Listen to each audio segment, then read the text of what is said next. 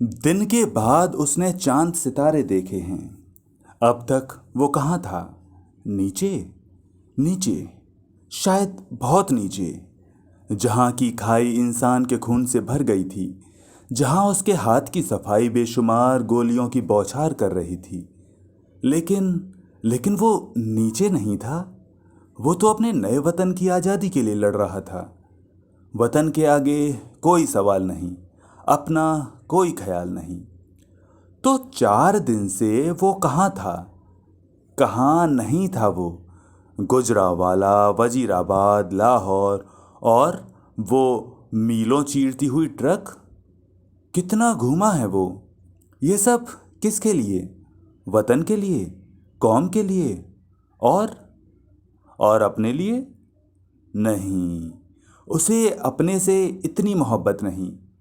क्या लंबी सड़क पर खड़े खड़े यूनुस खान दूर दूर गांव में आग की लपटें देख रहा है? चीखों की आवाज़ उसके लिए नई नहीं। आग लगने पर चिल्लाने में कोई नयापन नहीं। उसने आग देखी है।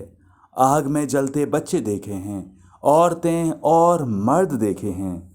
रात रात भर जलकर सुबह खाक हो गए मोहल्लों में जले लोग देखे हैं। वो देखकर घबराता थोड़े ही है। घबराए क्यों? आज़ादी बिना खून के नहीं मिलती, क्रांति बिना खून के नहीं आती। और और इसी क्रांति से तो उसका नन्हा सा मुल्क पैदा हुआ है। ठीक है, रात दिन सब एक हो गए।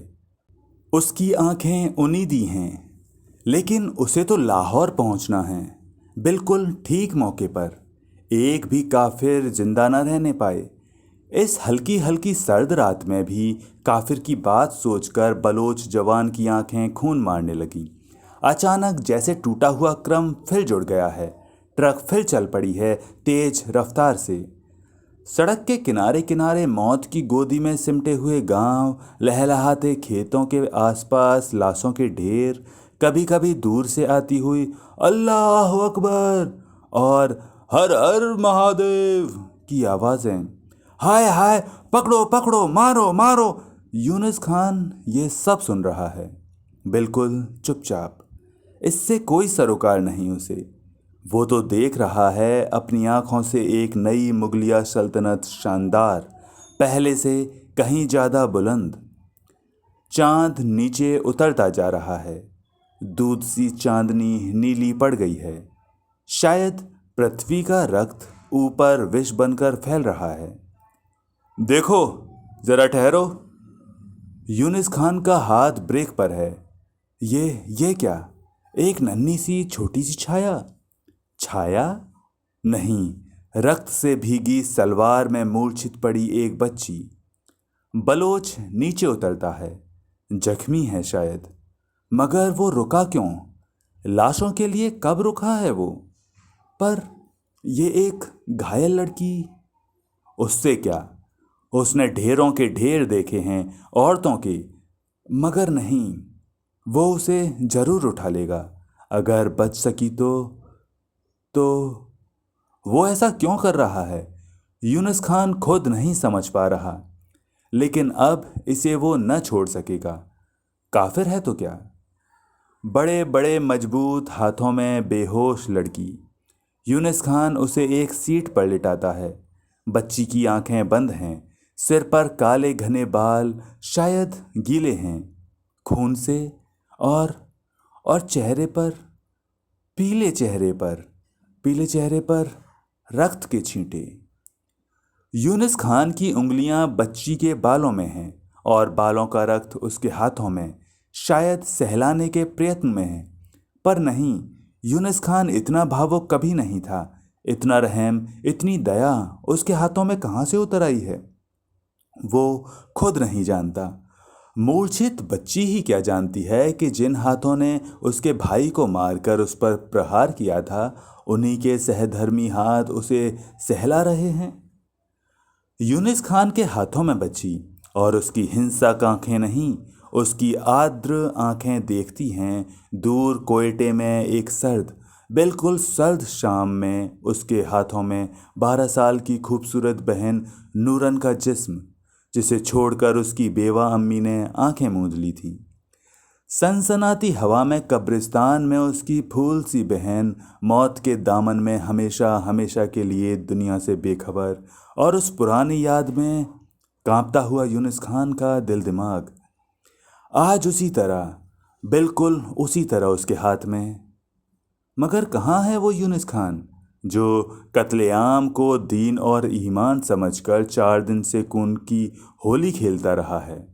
कहाँ है कहाँ वो? आखिर कहाँ है? यूनुस खान महसूस कर रहा है कि वो हिल रहा है, वो डोल रहा है। वो कब तक सोचता रह जाएगा? उसे चलना चाहिए। बच्ची के जख्म, और फिर एक बार फिर थपथपाकर आदर से, भीगी भीगी ममता से बच्ची को लिटा यूनुस खान सैनिक की तेजी से ट्रक स्टार्ट करता है। अचानक सूझ जाने वाले कर्तव्य की पुकार में उसे पहले चल देना चाहिए था। हो सकता है ये बच्ची बच जाए।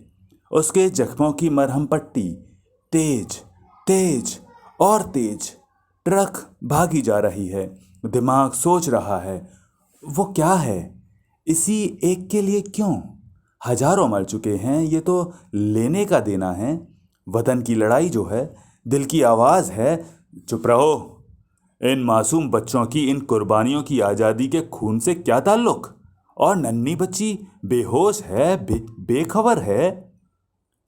लाहौर आने वाला है। वो सड़क के साथ साथ बिछी हुई रेल की पटरियां, शाहदरा, और अब ट्रक लाहौर की सड़कों पर है। कहाँ ले जाएगा वो? मेयो हॉस्पिटल या सर गंगाराम? गंगाराम क्यों? यूनुस खान चौंकता है। वो क्या उसे लौटाने जा रहा है? नहीं नहीं, उसे अपने पास रखेगा।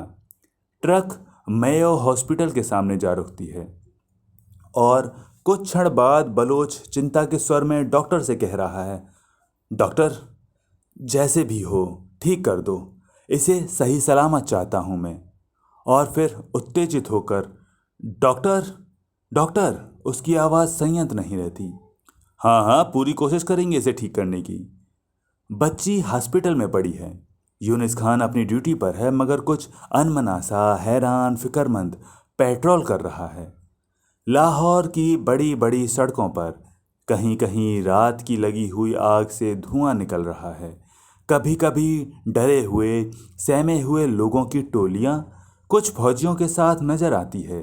कहीं उसके अपने साथी शहदों के टोलों के इशारे करके हंस रहे हैं। कहीं कूड़ा करकट की तरह आदमियों की लाशें पड़ी हैं।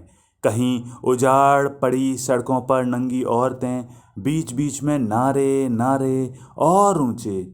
और यूनुस खान, जिसके हाथ कल तक खूब चल रहे थे, आज शिथिल हैं।